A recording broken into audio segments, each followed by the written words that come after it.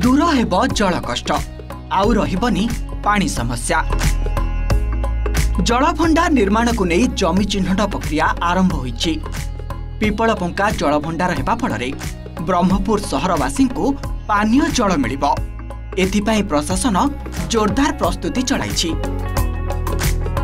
प्रकल्प हेले बहुत बेनिफिट हम जो पानीटा वर्षा दिन माने तलू पड़ोला से अटकई रखुचे से पानीटा आम यूटिलाइज करुचे यह हूँ भल बेनिफिट हम ना आगुरी एक्चुअली लोक मैंने भावुले ये पानीटा टोटाली जीवरी इंडस्ट्री की दिहब किंतु से जिनस एबे नाही आमर मेनली रखाई पानीटा को चाष केमी अधिक बेनिफिट करा ता सहित किसी अच्छी drinking water supply Brahmapur town को रखाई आउ किसी अच्छी आमर स्टाबिलाइज करिया लगे तलमुंडे जो अच्छी आम आईकट अच्छी ताकू आम केमी स्टाबिलाइज करिपरिबा। जदि पिपलपंका जलभंडार हुए ताहे मु भावुची आम चाषी मानकर किसी उपकृत हम कहीं उपकार हम ना आम जलभंडार करुचे गोटे जलर सुरक्षा जलर संरक्षण तेणुक जदि आमर जेहेतु आम सोरडारे गोटे जलभंडार अच्छी जलभंडार है समय सोरडारे भी विरोध करते शुणी किंतु जलभंडारटा हो सारा पर सोरडार जलभंडार तलू जिते समुद्र तटबंध जिते केनाल जहाँ जहाँ जाइए चाषी मैंने केते उपकृत होते से समय लोक एत बुझीपार नथिले। गंजाम जिलार चाषी लाइफलाइन होछि ऋषिकल्या नदी। यार उभय पार्श्व रही हजार हजार गाँ फल नदीर जल को व्यवहार करी धान चाष पनीपरिबा चाष करिथांती एठिकार लोके। किंतु ग्रीष्म ऋतु आसिले नदी सुखिला रहुछि। बहु समय गंजाम रे मरुड़ी परिस्थिति देखिबाकू मिलुछि। तेणु सोरडा ब्लॉक पिपलपंकारे निर्माण हेबाकू जाउछि बृहत जलभंडार।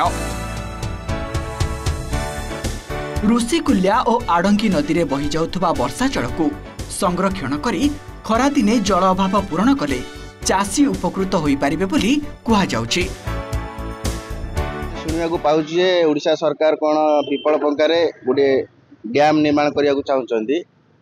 जदि डैम हुए वर्षा दिने से डैम रे जल को संरक्षित कर रखिबे एवं खरा दिने जदि ताकू आमर चाष जमी छड़ा जीव ताहले आमे बहुत उपकृत हो बोली आमर आशा। एक्चुअली इथरे 5टी गाँ अफेक्टेड हम 5टी गाँव ओनली चाष जमी अफेक्टेड कौन से हाबिटेशन किंबा जनबसति किसी अफेक्टेड हम ना।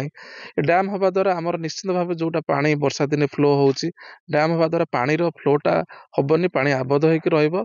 एटा चाष एवं इरिगेशन निश्चित भाव में आमको सहायक हम। कौन सी जो मिसकनसेप्शन होची किंबा कंपनी की दिया जीवो सेमती किछि नाही बहुत अल्प पानी में भी दिया जाय पारे किंतु 90-95% पानी आमर इरिगेशन आमर वाटर कंजप्शन यूज।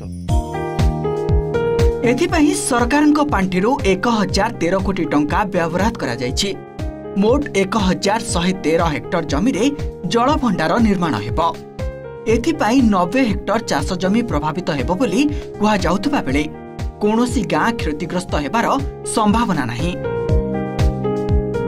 केवल चाष जमी को जल जोगाण और ब्रह्मपुर सहर को पानीय जल जोगाण करा जिवो। आवश्यक हेले 2% पानी कंपनी को दिया जिबार लक्ष्य रखा जाइथिबा कहिसंती उपजिल्लापाल। भंजनगररू राजेश कुमार पंडांक रिपोर्ट, ओटीवी।